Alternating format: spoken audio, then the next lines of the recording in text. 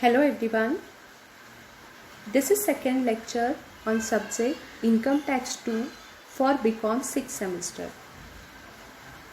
In today's class, we are going to begin with the syllabus of Unit 1, that is income from capital gains and other sources, and we are also going to understand some basic concepts that are related to income from capital gains. Let us begin with the unit. Let us understand first the meaning of capital gains. Capital gains means any profit or gain arises from the transfer of a capital asset. In this definition, two terms are very important.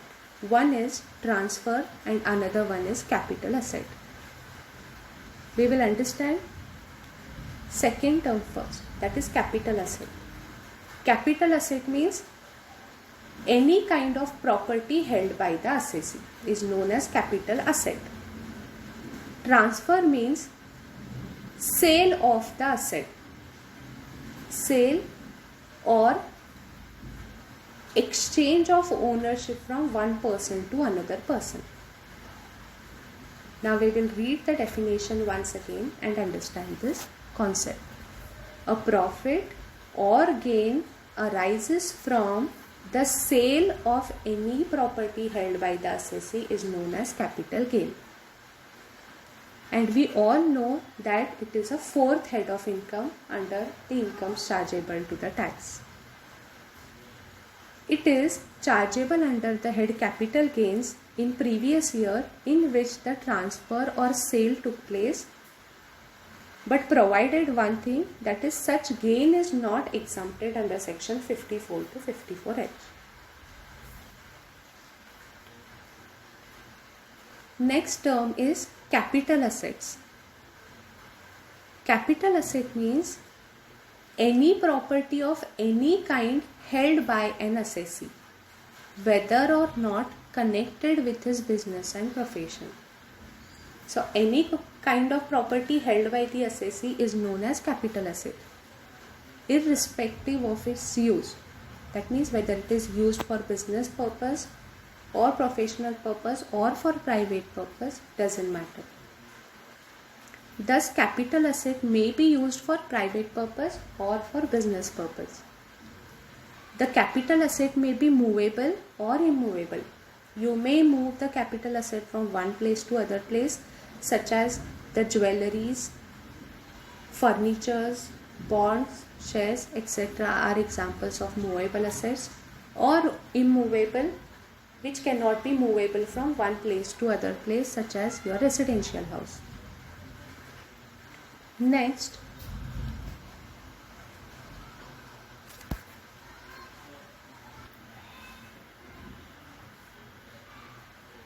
it can be tangible or intangible. Tangible capital assets are like land and building, equipment, furnitures, etc. And intangible assets can be your patents, trademarks, copyrights, etc. The capital asset can be fixed or floating. Fixed capital asset means these are those assets which can be used by an assessee for a long period of time, and the value of such assets does not change or does not fluctuate, are known as fixed capital assets. And the example of fixed capital asset is land and building, office furniture, fixtures, etc. Floating capital asset means which do not have the stable value and which keeps on changing day by day. For example, cash in hand, stock, cash at bank, etc. Here, in case of stock, you may not have the same quantity of stock in your business organization throughout your life, throughout the life of the business organization. The quantity or the amount of stock may keep on changing day by day. Same it is in case of cash. that is the amount or amount of cash may keep on changing day by day. That is, today you may have 5 lakh rupees, but after you spend some amount, you may have less cash than what you had. So these are those assets which do not have the stable value and they keep on changing. It can be financial or non-financial assets. Financial assets are the securities held by the assessee, such as shares, bonds, debentures, etc. Non-financial assets are all the other assets than the financial assets, such as land and building, plant and machinery, furniture, gold, etc. So the capital asset means any property of any kind held by an assessee, whether or not connected with his business and profession. Thus the capital asset may be used for private purpose or business purpose. It may be movable, immovable, tangible, intangible, fixed, floating, financial or non-financial.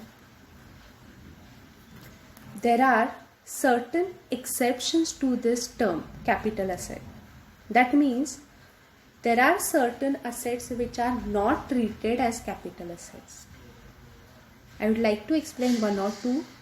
First one is stock in trade.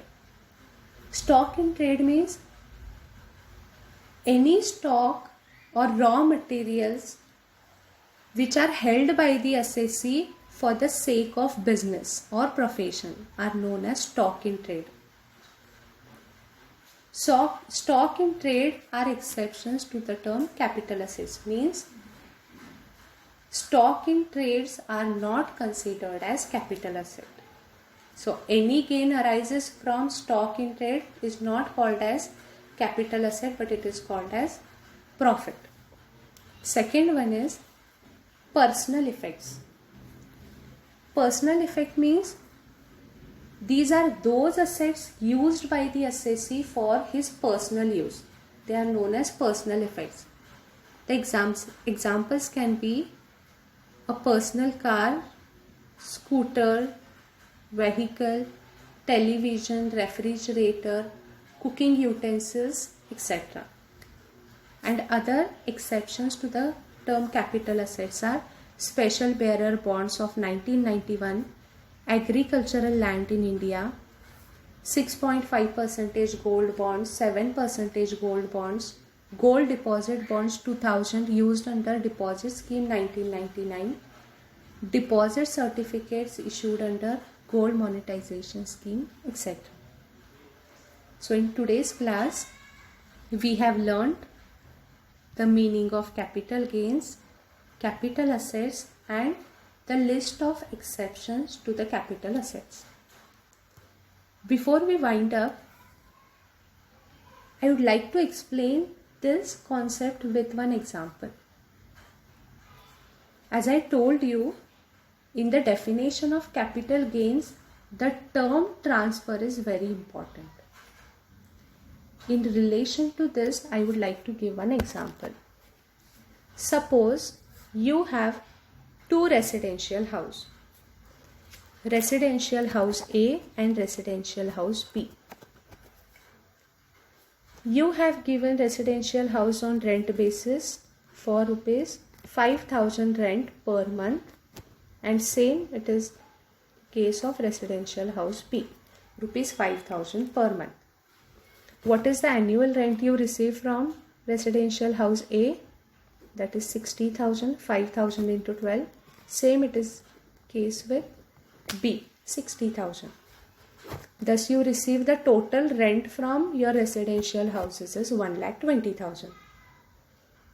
Here residential house is a capital is your property, right? Residential house is your property, but the income that you are receiving from this house property, that is 1,20,000, is not called as capital gain. Why it is not called as capital gain? Because you are not transferring this asset.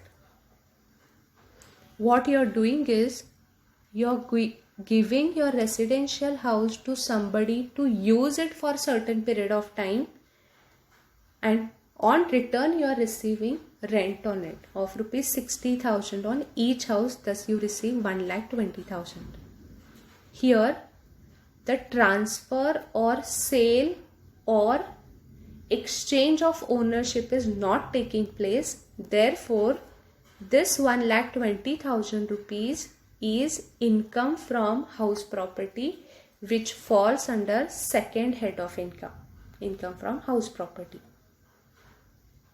Now when that residential house is known as capital gain, suppose out of two houses A and B, you decided to sell house A and you sold it in the last year, that is 2020. You have sold this residential house to Mr. X for rupees 50 lakhs. Let us assume that you had purchased the house for rupees 25 lakhs in year 2010.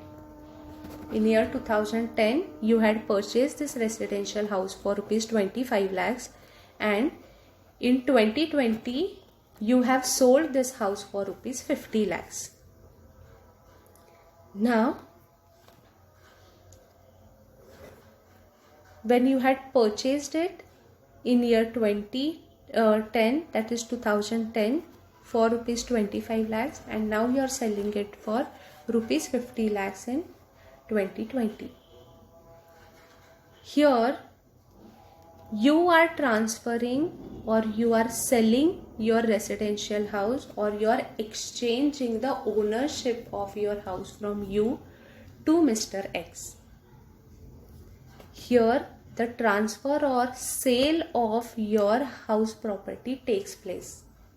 That is the reason any gain arises now from transfer of your house A is known as capital gain. Any gain, any profit that will arise from the transfer of your residential house property A will be recognized as capital gain, and it will be taken under fourth head of income, capital gains, and not second head of income, that is income from house property. In short, suppose you have given your house property on rent basis and you receive the income, it is your income from house property. And if you have sold your asset, if you have sold the residential house, and any gain that arises from selling the residential house is known as capital gain. This is what we had to cover in today's class. In next class, we will be understanding two important types of capital gains, short-term and long-term capital gains, and also the meaning of short-term capital asset and long-term capital assets.